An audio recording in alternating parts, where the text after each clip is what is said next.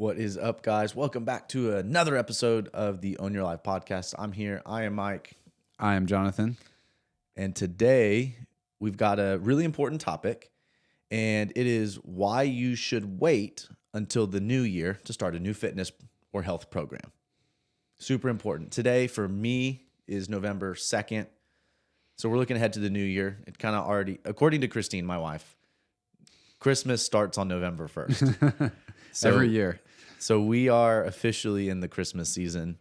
We'll take 2 days off for Thanksgiving in the middle, but other than that, we're Christmas. So in the health and fitness world, we talk about the new year. It's a time of resolutions and goals. And so today, well, I got you already. We're going to talk about why you should wait to start your new fitness program into the new year. Not really. We're going to tell you the opposite. So let's just jump in. A lot of two things that we hear a lot of times when people are talking about starting a new fitness program, whether it's the new year, whether it's next week or the summer or whatever it is going on, whatever time of year it is, something we hear a lot is, I don't have time.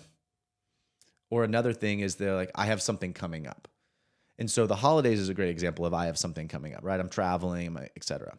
And so we were going to talk about both of these topics today of I don't have time and then I have something coming up and kind of the ins and outs of that, what that means, maybe what you're really saying and you don't realize it, and then what we can do in the meantime to either figure these out or figure these out in the future, or how that play works for us to actually still make progress on the thing that you want to make progress on, the thing that you're looking online for, the thing that you're telling your friends, or you run into me or Jonathan at the grocery store and you're like, oh, you're the gym owner guy. Yeah, that's me. Oh man, yeah, I really want to get in shape.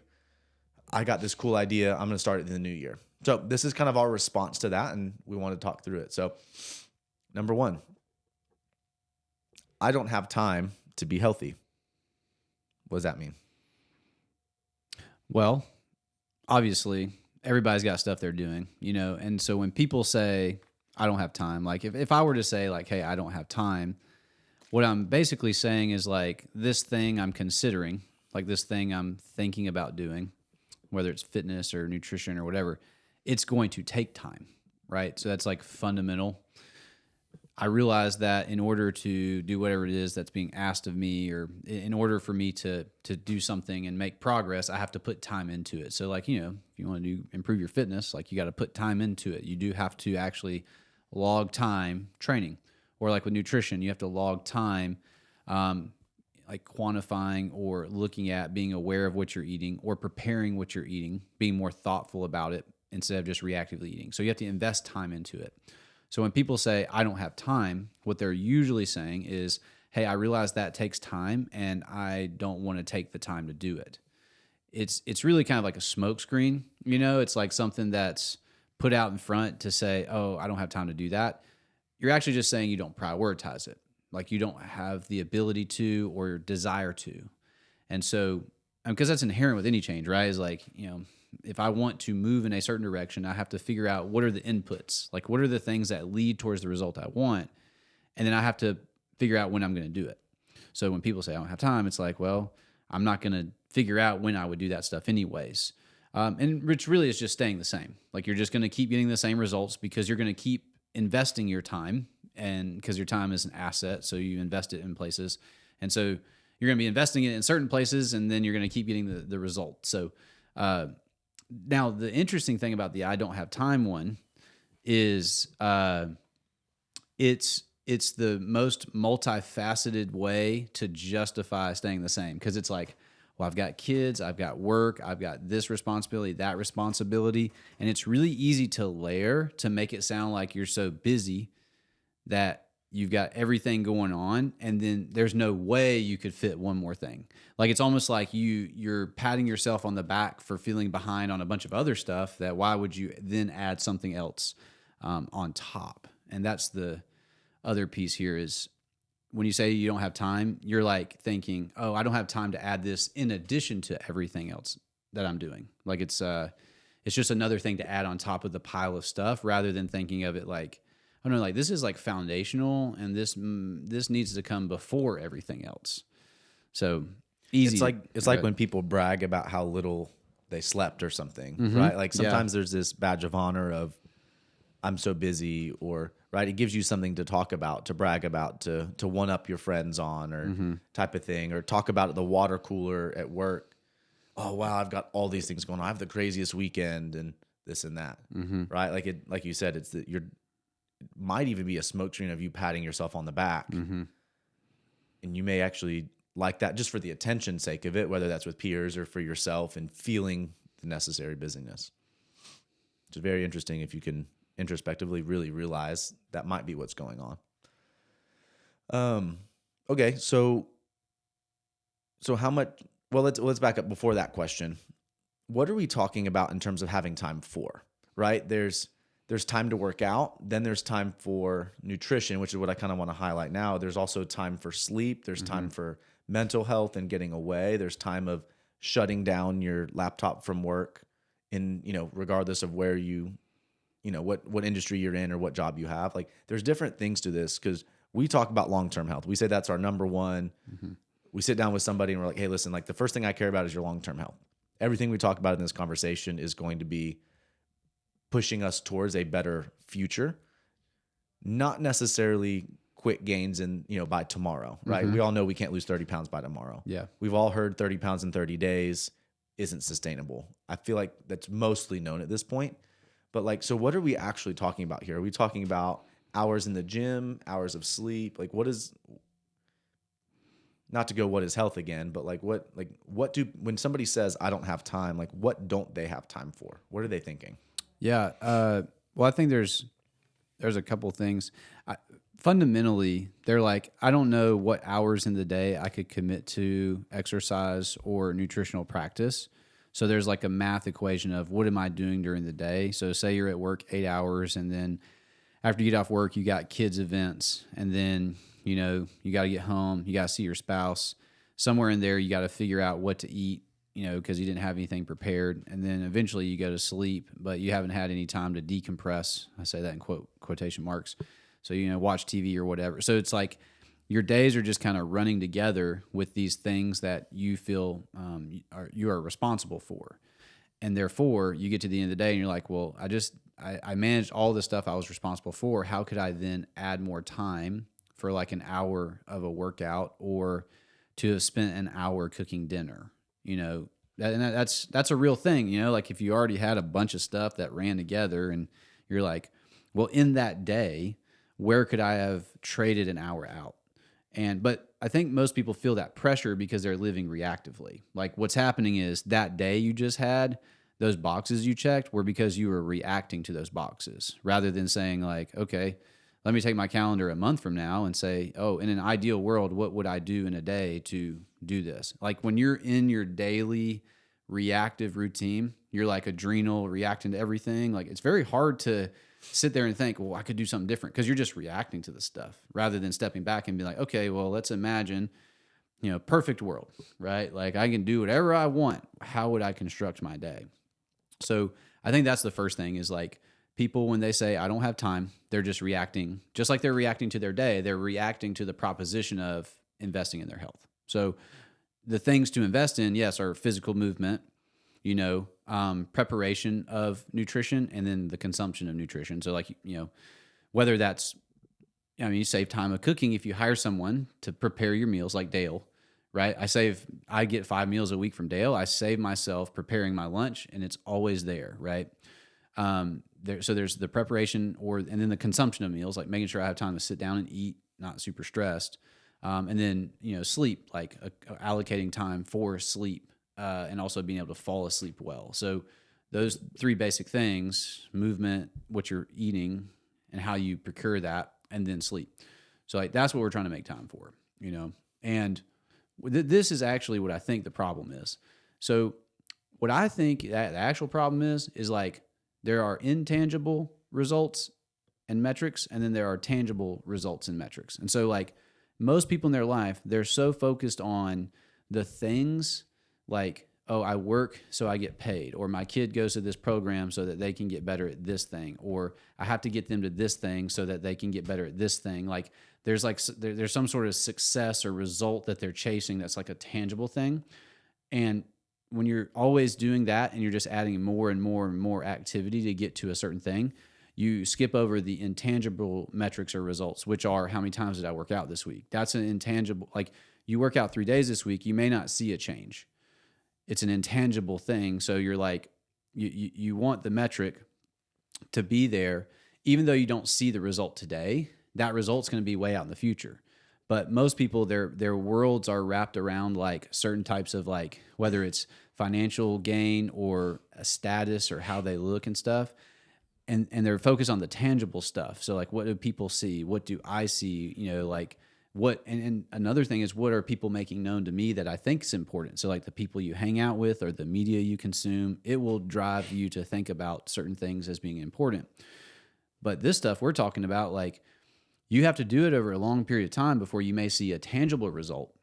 But early on, there are intangible metrics that we want to have.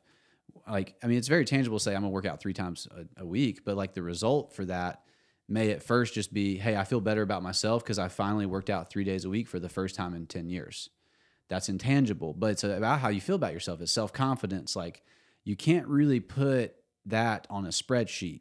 The only way you can is that, did you work out 3 days a week or not?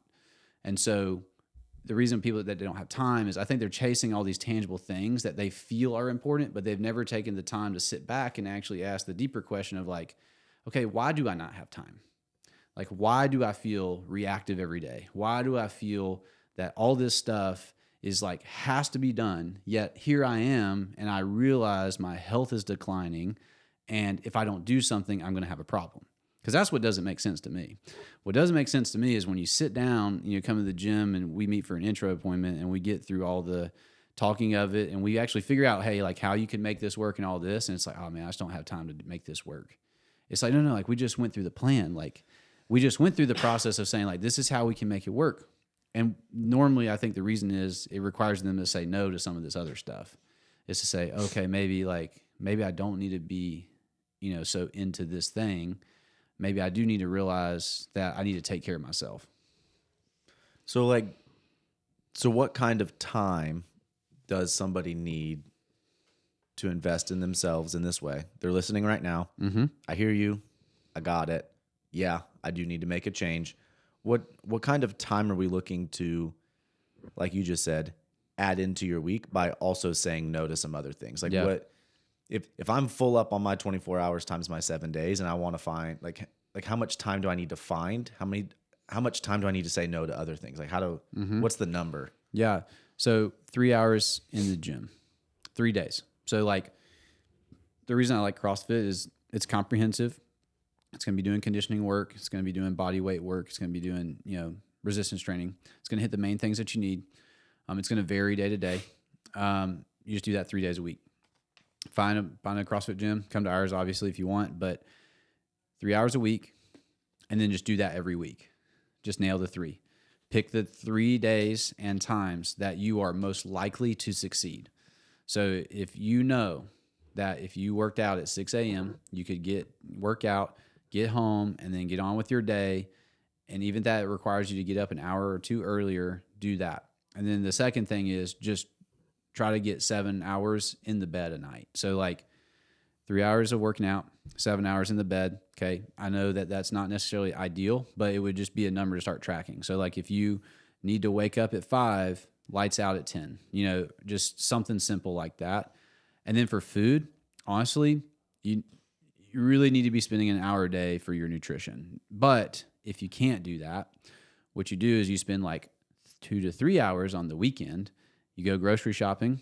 You can do grocery pickup to make it real fast, but you spend 2 hours cooking the meal that you are least likely to nail. So if you know lunch is terrible, like you never have it, you're always in a rush, your only choice is the drive-through, on Sunday, prepare 5 lunches for that week.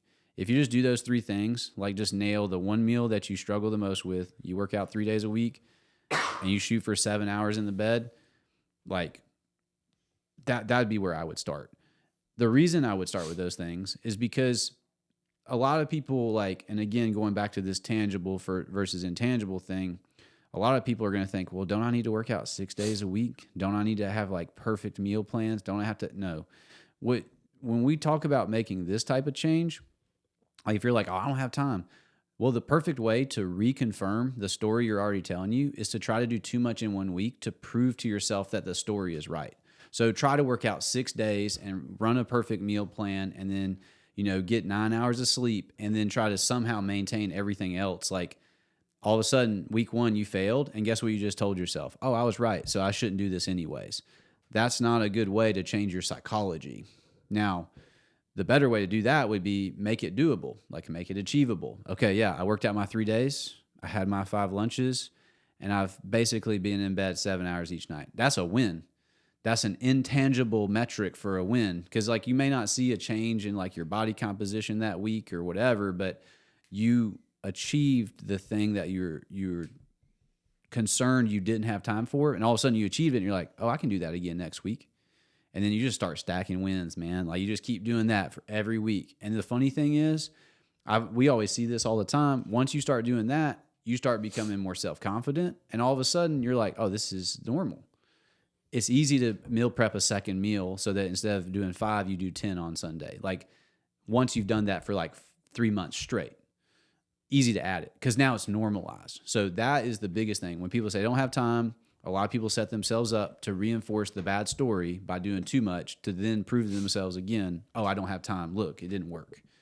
We try to go the other way of like, how can we help you win this week, right? Like, let's chill for a second. We're going to be okay. We didn't get here in a day.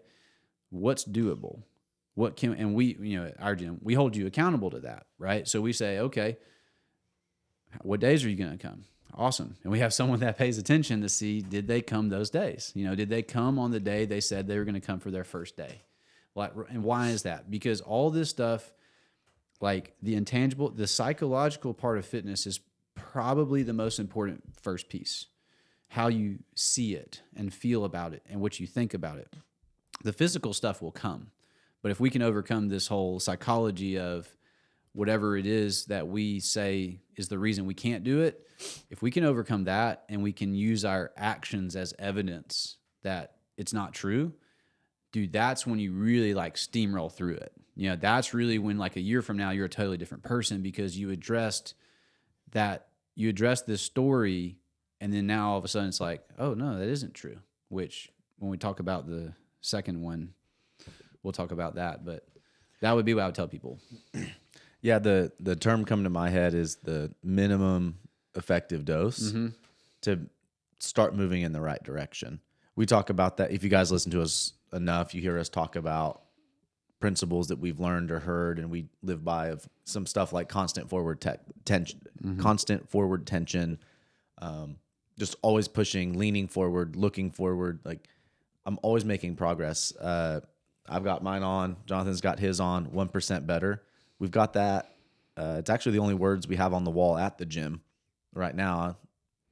But what that means to me, what 1% better means to me when somebody comes to the gym on their first day and I hand them the bracelet, the phrase that I always tell them is even the smallest step forward is better than any steps back. And the reason I tell them that, and the next part of this little kind of 1-minute speech that I go into is mostly talking about injuries or being too sore. But just like Jonathan said, like if you're thinking of fitness and health and getting healthy and making a change, if you think of it as this 6 days per week, 2 hours a day, or 2 sessions because I'm going to do weightlifting in the morning and cardio later, and I have all this meal prep. If you're thinking about it as this gigantic thing and that's what's holding you up, then let's just back it up and let's start with something.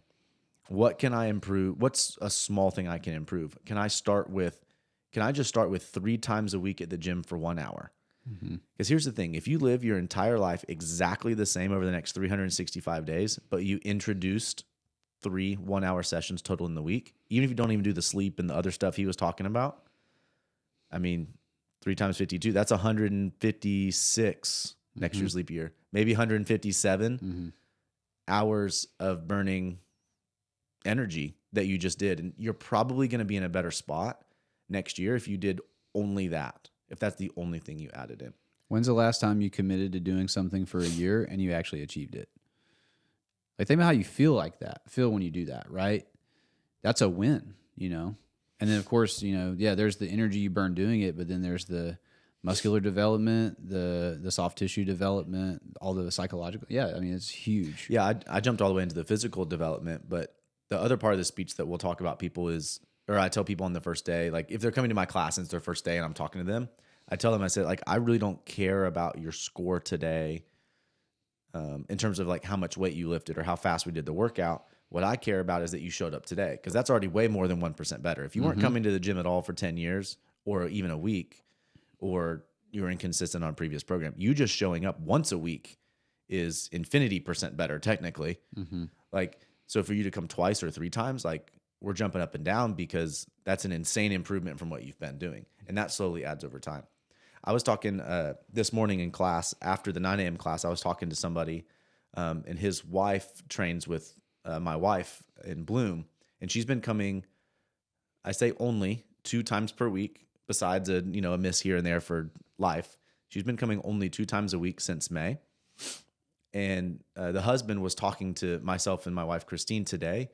He was thanking her, Christine, and be like, how like she's looking great. Like, I'm really excited of the progress that she's made. Like, we were talking about it the other day at home, and she was so excited that on, again, just 1 hours a week of how much progress she's made physically. She's paired in nutrition as well, with herself, and as a family, they've been eating healthier. But just thinking about nutrition more and eating healthier, paired with 2 times per week, she's seen progress. He was talking about her confidence, that's not a lot, and that was May to this is November, so we're talking a 6-month window of 2 times per week. And Christine was even talking about how, like, her first month or 2 or 3, she really wasn't doing a lot of weight. And Christine was complimenting her in that, like, she's been pushing herself recently. But the principle I want to draw out is a real life example of what we just said. I say just doing 2 times per week, just doing 10-pound dumbbells. Like, yeah, she may not have had all these crazy physical changes in the first 1, 2, 3 months, but she laid the foundation of, it's a habit that I come this time. She's putting it into her schedule. It is a priority. This is who she is. Now it's easy for her to add in that 3rd time a week if she wanted to. That's not that big a deal anymore, right? Like, she's checked off, like Jonathan was saying, all those intangible results and gaining the momentum of, like, this is how we do things in our house, and this is who we are, and we care about our health. And I didn't even think of that before the podcast today, but that's the exact example that we're talking about.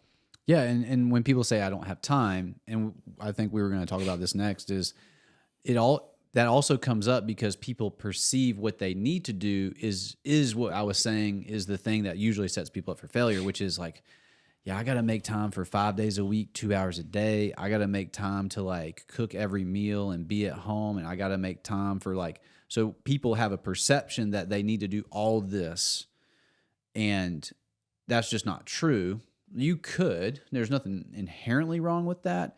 But the real question is, if your goal is this time next year to not be on the same yo-yo, struggling with the same thing, how do you design it so that you can consistently do it for the next year? Like, I ask people that in the intro, what I say is like, hey, if I asked you, okay, for the next month, next 4 weeks, how many days could you come every single week and guarantee it? They're like, you mean like I'd have to come I'd have to do it every week? I said, yeah. So how many days? If I said, hey, I need you to guarantee me you're going to show up X amount of days for the next 4 weeks, same amount of days every week, what do you say?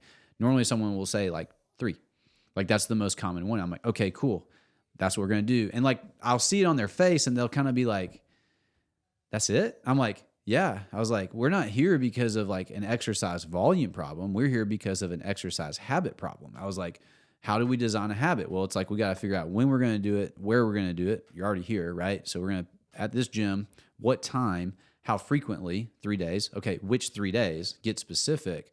And then let's make sure we do that. Then if it doesn't work, we check in and say, hey, what happened? Well, people have life come up, right? So, like, that's why we have someone who checks in with you in the early days, is like, hey, cool, we didn't see you this morning. Like, you good? It's like, oh, man, like, I had something come up, family thing. Okay, cool. Yeah, sorry about that. Hey, let's check back in tomorrow and see. And, what that is it's like we're pushing forward on the habit, even because life's going to come up, man. Like, that's just life, right? So, like, don't allow life to be the reason you don't do it. Like, we start with the baseline and we just try to hit it. And then if we have to miss something because of life, then we get back on the horse. but it's a habit thing. It's not a volume thing. But people say I don't have time because they have this perception of like, well, I don't have 30 hours a week to invest in my health. And it's just not true. You can make really good progress with much less time than that if you're consistent, you know? And if we want to double down on being healthier, if you want more things to do, I'm going to give you some stuff not to do in order to get those 3 hours plus the nutrition we talked about that are actually going to help your health as well. Right? Like, so if we're consistently sleeping 6 hours a night and we're sitting here asking you to try 7, that is 1 extra hour times 7 days a week. Like, how do we get that extra time? So maybe a little fun little hacks. This is the hack segment of it that you'll see online, but these are very real things. Let's just talk about like TV, labeled Netflix, right? Like watching a show before you go to bed, or let's just say TV in general. Do you watch football on Sundays? Like that's 3 hours right there. Okay. Now obviously it's consecutive hours and it's paired a little differently, but like, could I repurpose that 3 hours? Could I cook while the TV is on and still pay just as much attention? Probably. Well, you can, because I do it. Like you can, like there's different ways to do these that you don't have to just crazy dramatic change your life. There's ways to slip these in. Then there's other things like, I forget the exact way to get to the settings on your phone, but you go into iPhone, if you have an iPhone, but you can go to like the settings and you can look at like the screen time statistics, and it shows you how long, it can give you like a weekly summary, but you can see like how long you were in each app on average per day. And so like, let's say you're scrolling like Instagram or TikTok or even reading books. Not that books are bad necessarily, but if you're spending 4 hours a day reading a book, obviously that adds up over time. We could repurpose some of that. Social media, Facebook, watching, YouTube videos. Like you add up some of these and you might have an extremely eye-opening experience of, wow, I thought I didn't have time, but I've actually got plenty of time. This shows that I was on Instagram for, 14 hours this week. All I have to do is take away 3 of them. I still know what's going on or whatever. And now I have my 3 hours to do my workout. Yeah. Yeah, that stacking thing is real. Like if you take something and it's like a good one is, if you really struggle, is like pick something that cooks low and slow, right? So like a crock pot, long time in the oven, smoker. I was going to say Texas. I would say smoker. Right. Everybody likes to do that. Yeah. So it's like, this is your permission to smoke more meat. But it's an efficiency thing, right? So it's like, set it and forget it, anything that's like that. But, if you do that and it produces 4, 5, 6 meals, that automatically gives you something out of a smaller amount of input. But again, you can go buy rotisserie chicken at the store for relatively cheap compared to everything else. I do want some variance in your diet if I'm picking, but if that's what you need to get started, go hit a rotisserie chicken. Yeah. Eat one half today, eat the other half tomorrow. Like that's a pretty cheap way to chip through some stuff. Chipotle. But for real, the big thing here though is like what we're trying to draw at is really it's being aware. Like if I tell you like, hey, smoking meat is okay, you're like, oh man, I'm gonna pop that thing out and make some more meat this week. Like, or you can get Julian to do it. But we have a member that will smoke your brisket for you. So if there's anything, and he just wants a certain piece of it, so like he'll just take part of it and you can have the rest. But all this is awareness that like it can be more simple than you may think. And again, going back like this, I don't have time. And then like the patting yourself on the back, I got so much, I got all this. It's really just, it's introducing a lot of complexity to make you feel like the problem's bigger than it is. Or the solution is more volume or time and more complex than it needs to be. So if we can get down to like, oh no, it's actually this simple, all we need to do is just iterate, right? Is like, okay, I'm gonna try Monday, Wednesday, Friday at 5 a.m. this week. Let's do it. Test a week. Man, made it all 3 days. Cool. Can you do it again next week? Yeah, I think so. Do it again. Like, right. It's, exercise culture makes you feel like, it's got to be super hardcore, all that. No, it needs to be very doable at first. And then what's cool is, and we find it, like you mentioned, the member that's in Bloom, like now she's kind of pushing herself. Like that's like months in. But it's funny, like when people start to build that identity from their behaviors, right? Like I'm the type of person that works out. Like they get into that. Like it almost like we don't even have to promote it. Like we don't have to like say the word intensity or go hard. Like people will begin to naturally do it as they build this confidence and it becomes a part of who they are. It's that starting point, man. Like if you can get over this hump or like this improper belief of I don't have time. It's like, no, like you're just looking at your time it's a little bit off, right? It's like what you feel like is taking your time and what you feel like is demanding your time and what you feel like is required of you might be a little bit off from what you're actually seeing. And we can figure this out. One more thing I kind of put in that like really fast 1 minute speech about the 1% better bracelet. And I talk about, I get to basically, it's the last thing I say. I tell people that I'm going to slow them down purposely. And I tell them they might even get mad at me because I'm slowing them down. And it's not because I don't believe in you today. It's that I'm trying to bring home this principle to you of I want to make sure we at least get the minimum effective dose. I want to make sure we can at least get the 3 times per week or 4 or 5. Like it's cool if we get more. But what I like to say is I want to make sure that you can come back tomorrow. Mm-hmm. I don't want you so sore that you skip tomorrow. Because if you're so sore you skip tomorrow, you're probably going to be so sore you skip the next day. And now we just had 2 days of not, and now we're potentially affecting our momentum. Mm-hmm. So I would rather you do a workout that's too easy, kind of like the example we were talking about. I'd rather you do a workout that is way too easy 4 or 5 times a week or 3 times a week than do something that's really, really hard and then you're sore or worse, injured. Mm-hmm. But I tell people, I warn them, I say, I'm going to slow you down. You might not even like me for it today. Mm-hmm. Now, most of the time it ends up being slowing them down or picking lesser weights, and it ends up being the appropriate weight. Mm-hmm. But I mean, that's the benefit of a coach. Rant for another day. But I tell people, I'm going to slow you down because all I care is the 1% better. You haven't been coming to the gym for 9 months since you've moved here from wherever. Just showing up is already 1% better. Yep. All right. Okay, I'm going to transition into a next one. I'm going to link it. So the other reason I hear people say that I don't have time is they talk about, kids' schedule and stuff like that. Or here's the link. Football season for my kid is coming up. And so that's a lot of practices, right? They have a thing on the horizon, maybe specific to kids. Another one I lived in Florida for a while, for 6 years. And so I know how many people go on cruises. I feel like way more people go on cruises than actually go on cruises. And I'm putting that in quotation marks. I don't know. People are like, I'm going on a cruise. I'm like, I know how many people go on cruises, and that's not that many. Anyways, I have a vacation coming up. We have the holidays. My kid has football season. Well, my other kid then it's basketball season and this and that. Like graduation's coming up. I just want to get past that, and then the kids move out, and then I'll have time to whatever. Right? So talk me through. I've got something coming up. Headline of the work. Why should I wait until the new year to get started? Well, is there going to be the holidays next year? All right. Well, then why would you not start during the holidays this year? So whenever we sit down and do the intro appointment or we talk about getting started and this comes up, the real objection here is that there's a consumption of time coming up. Like there's something that would prevent the perfect scenario for you to start.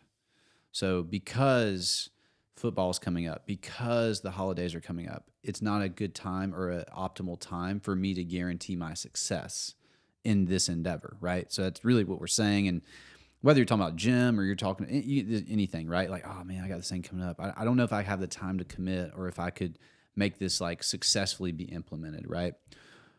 That's the actual objection. Is there's this belief that there's some sort of future time that's going to be better.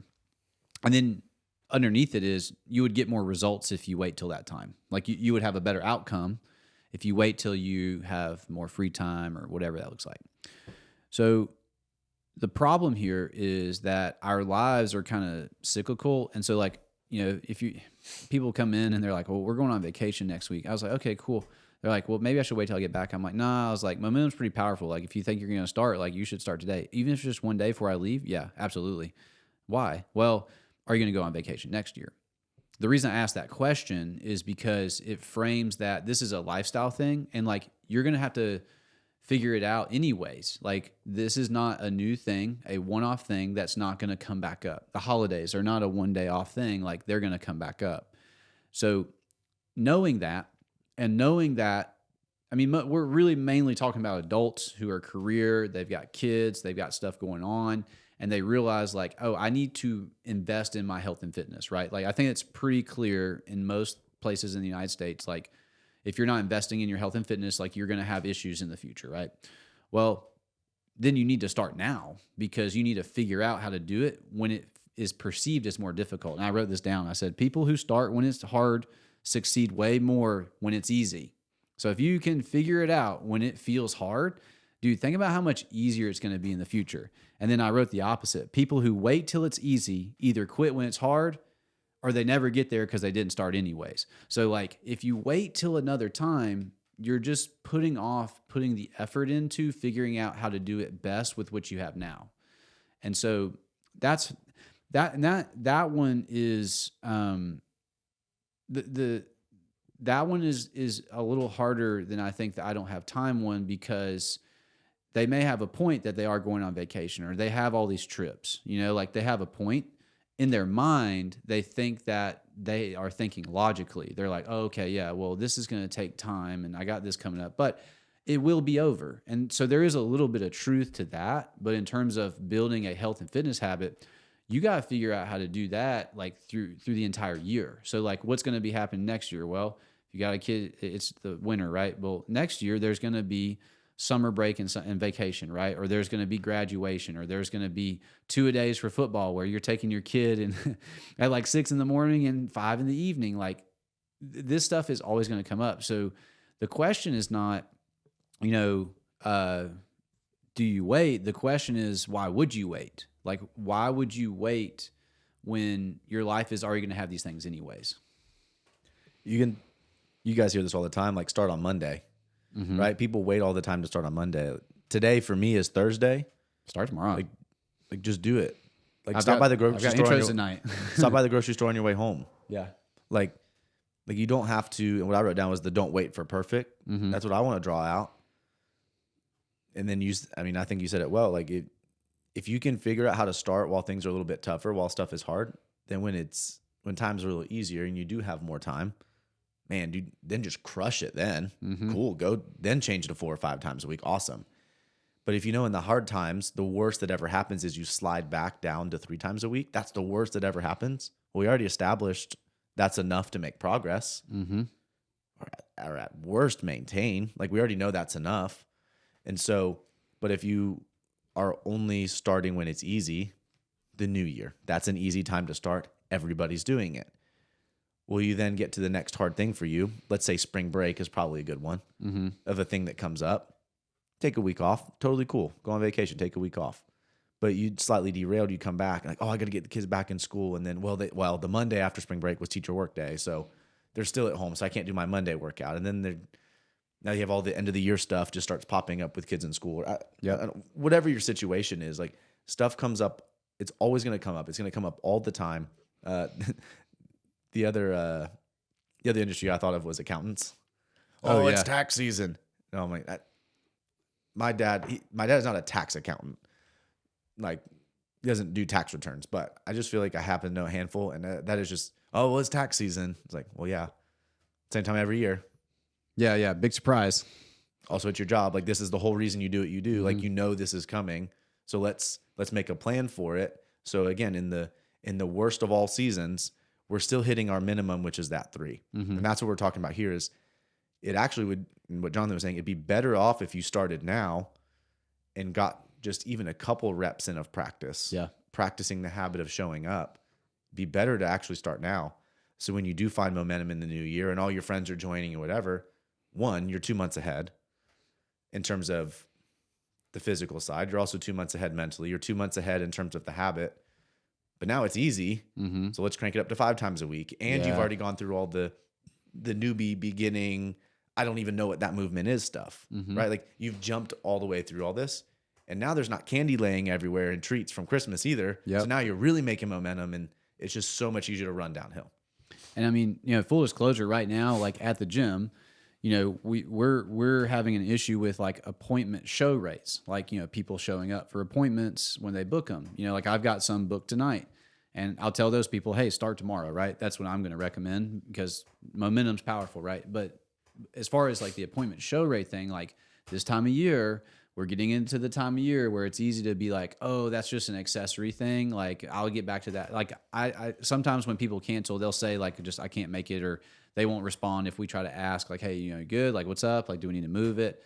But I think what happens most of the time of year is this exact thing where it's like, I got enough coming up. Like I'll get back to that later. Right. And people kind of have the program, like wait till the new year. That's when I'll start. That's when everything's clear and I'm more likely to succeed. But I'll tell you this, man, when people come this time of year, like they actually show up to the appointment and they do it, they usually succeed next year because even if they don't have like the best of what they think is the best, they're already winning while people are waiting. Like they're winning at the thing that they want to make progress in while other people are waiting to start winning. And so when you start to do that, like just say, you know what, I'm committed, I'm going to do this thing. When you say, okay, you guys are right? And it's not, I hope you guys understand this. It's not about us being right. Like the only reason we want to be right is so that it helps you. Like if we were to get confronted with some new truth and be like, oh man, we were wrong. Like we're cool to admit that. This stuff though, like when we look at people's habits and like their health, like the way the two line up, this stuff means a lot, like the intangible stuff. So like when you start, you're like, you know what, man, and you say this to yourself, you're like, I know it's going to be harder during the holidays, but I'm willing to give it a shot and put myself in the ring.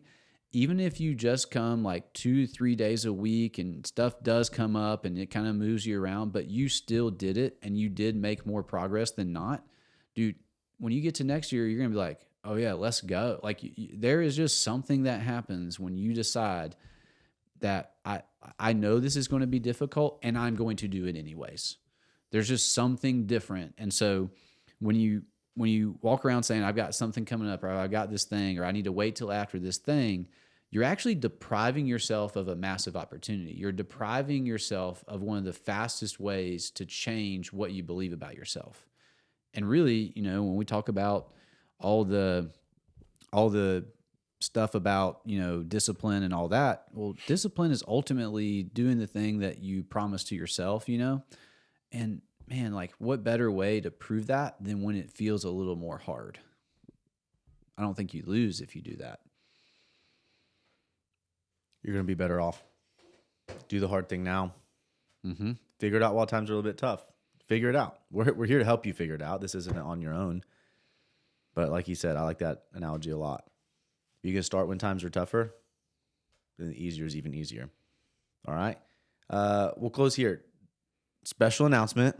If you're a current member, this one's for you. We don't want you to wait till January. I mean, back to what Jonathan was saying about I don't mind opening up the book on how we do stuff at the gym, but like, no, we're not trying to just beat you over the head with the we're right thing, but like I do pull this data. You pull the data, and the most people quit the most in November and December, and then May, right before the school gets out, and then obviously the holidays. That is the 2 times. I mean, it is a peak. It's, kind of this throughout the year, huge peak, and then bigger kind of hump for November, December, right? Like people are quitting when times get tough. Obviously, some people can move over the summer and stuff. Like there's some stuff there, but that is not the main reason. I know we tell ourselves that's the reason, whether as a business owner side or whether as the person doing it, we tell ourselves the reason. That's not it. That's when we quit, because we were already struggling during the easy times to make 2 or 3 times. And then when times got tough, it turned into 0 or 1 times. So now we quit. That makes logical sense there, but we want to get ahead of that. And so I want you to fight during the tough times to still make it into the gym. And so we're about to enter into one of those tough times here. There's just more places grabbing your attention. It's family. It's, recitals at church. It's traveling to see family or holidays or whatever's going on. Jonathan gets to have a baby here. Maybe not him directly, but has My family is acquiring one. has joined us one with his wife. Like they're having a baby here in between Thanksgiving and December, or in Thanksgiving and Christmas, most likely. Like that's a lot going on. But if he can nail 3 times per week through that whole process, probably good. Okay, special announcement. To make sure that you can at least do some of this, if you're a current member OIL, you saw this in the email that we sent, again, our time yesterday. But between Thanksgiving and New Year's Eve, New Year's Eve is a Sunday, so Thanksgiving Day and the beginning of the year, we're doing an attendance incentive program. Nothing, no cost to enter besides showing up to class and you being you and you existing for that amount of time. Check in 10 times between Thanksgiving and New Year's, you get a sticker. And I'm not saying a gold star sticker. I mean like a cool like logo sticker you can put on your water bottle. Hold the water bottle thought. 15 times in that, which is going to average about 3 times per week, which is what we were talking about. So everybody can get a sticker. Everybody can come 2 times a week. 50, even if you're out of town. 15 times total, about 3-ish per week, you're going to get a t-shirt. Custom, you can only earn it. No, you can't buy it. Not even, I might have a price up in the 10,000s, but we can just talk. But there's not a price for this t-shirt. At 20, if you can hit 4 times per week on average from Thanksgiving Day until New Year's, we're going to do a tumbler. Something to put your water in, something to put your sticker on, something to walk around next to with your cool shirt. So whether you're a member or not, maybe you don't even live anywhere close to us, and so that doesn't directly affect you. Find something like that. Find an incentive. Maybe you work this out with your spouse, or you find a way of like, a quick reward or just something like that. Like, how can you challenge yourself? How can you turn something that, like Jonathan said earlier, was intangible and make it tangible? How can I make, whether it's a Google, if you like spreadsheets, go for it. I like spreadsheets, so this is what I like. If you can find a habit app or anything that you can just show that you check the box. Maybe you like the, maybe marker on your bathroom mirror, and you set it up right now with 20 check boxes, and you're going to make sure you hit 20 checks by the end of the new year. Like whatever you need to do, whatever the thing is that can motivate you, like make it that simple. I love that. Can you get 20 check marks on your bathroom mirror between now and the new year?